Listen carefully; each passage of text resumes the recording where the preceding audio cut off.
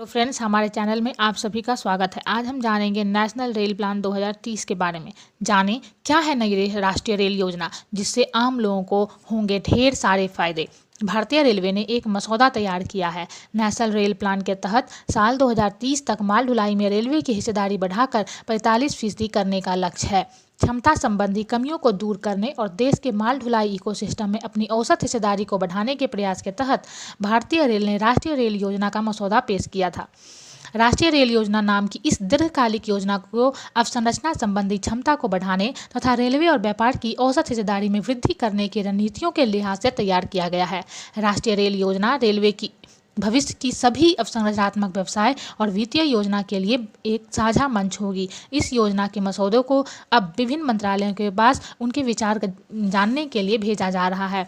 Railway ने इस योजना को जनवरी 2021 तक अंतिम रूप देने का लक्ष्य निर्धारित किया था। इस योजना का क्या लक्ष्य है? नंबर 1, इस योजना का उद्देश्य 2030 तक ऐसी क्षमता का निर्माण करना है जो मांग से अधिक रहे तथा 2050 तक की मांग में वृद्धि संबंधी जरूरतों को पूरा करे। इसका लक्ष्य कार्बन उत्सर्जन को कम करने और इस प्रक्रिया को जारी रखते हुए राष्ट्रीय प्रतिबद्धता के एक अंग के रूप में 2030 तक माल ढुलाई में रेलवे की औसत हिस्सेदारी वर्तमान के 27% से बढ़ाकर 45% करना है। नंबर 2, माल ढुलाई और यात्री क्षेत्रों में वास्तविक मांग का आकलन करने के लिए पूरे देश में सर्वेक्षण टीमों द्वारा पूरे साल के दौरान 100 से अधिक प्रतिनिधि स्थानों पर सर्वेक्षण किया गया। नंबर 3, माल ढुलाई और यात्री दोनों क्षेत्रों में 2030 तक वार्षिक आधार पर और वर्ष 2050 तक दशकीय आधार पर यातायात में वृद्धि का पूर्वानुमान करना। 2030 तक माल ढुलाई में रेलवे की हिस्सेदारी को 45% तक बढ़ाने के लिए परिचालन क्षमता और वाणिज्यिक नीति पहलों पर आधारित रणनीति तैयार करना। नंबर 4, मालगाड़ियों की औसत गति को वर्तमान के 22 किलोमीटर प्रति घंटा से बढ़ाकर 50 किलोमीटर प्रति घंटा करके माल ढुलाई के समय में कमी लाना। रेल परिवहन की कुल लागत को लगभग 30% कम करना और उससे अर्जित लाभों को ग्राहकों को हस्तांतरित करना। भारतीय रेल मार्ग के मानचित्र के परिप्रेक्ष्य में मांग में वृद्धि का आकलन करना और भविष्य में नेटवर्क की क्षमता में वृद्धि करना।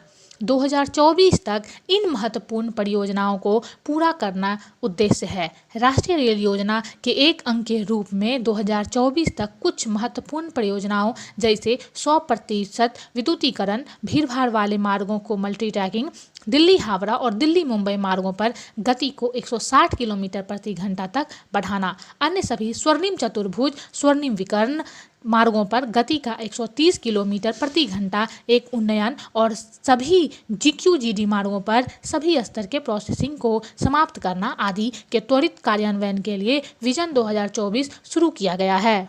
हम जानेंगे विजन 2024 क्या है। नंबर 1, 2024 के बाद भविष्य की परियोजनाओं के लिए दोनों ही क्षेत्रों ट्रैक और सिग्नलिंग की पहचान की गई है और इसके कार्यान्वयन के निश्चित समय सीमा की भी निर्धारित की गई है। निर्धारित समय सीमा के साथ ईस्ट कोस्ट, ईस्ट वेस्ट और नॉर्थ साउथ नाम के 3 समर्पित फ्रेट कॉरिडोर की पहचान की गई है।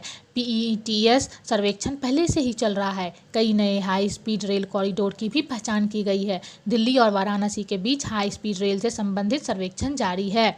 नंबर 2, यात्री यातायात के लिए रोलिंग स्टॉक की जरूरत के साथ साथ माल ढुलाई के लिए माल डिब्बों की जरूरत का आकलन करना। दिसंबर 2023 तक 100% विद्युतीकरण, हरित ऊर्जा और 2030 तक और उसके आगे 2050 तक यातायात में बढ़ोतरी के दोहरे उद्देश्यों को पूरा करने के लिए लोकोमोटिव की ज़रूरतों का भी आकलन करना।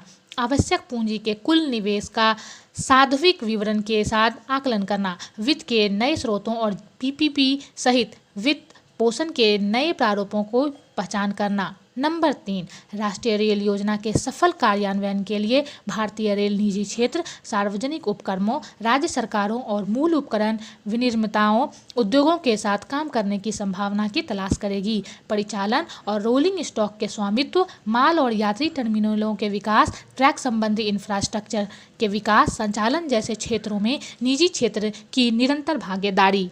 नंबर 4, व्यवहारिक रूप से राष्ट्रीय रेल योजना में मांग से अधिक क्षमता के निर्माण और माल ढुलाई में रेलवे की औसत हिस्सेदारी को 45% तक बढ़ाने के लिए 2030 तक पूंजी निवेश में प्रारंभिक वृद्धि की परिकल्पना की गई है।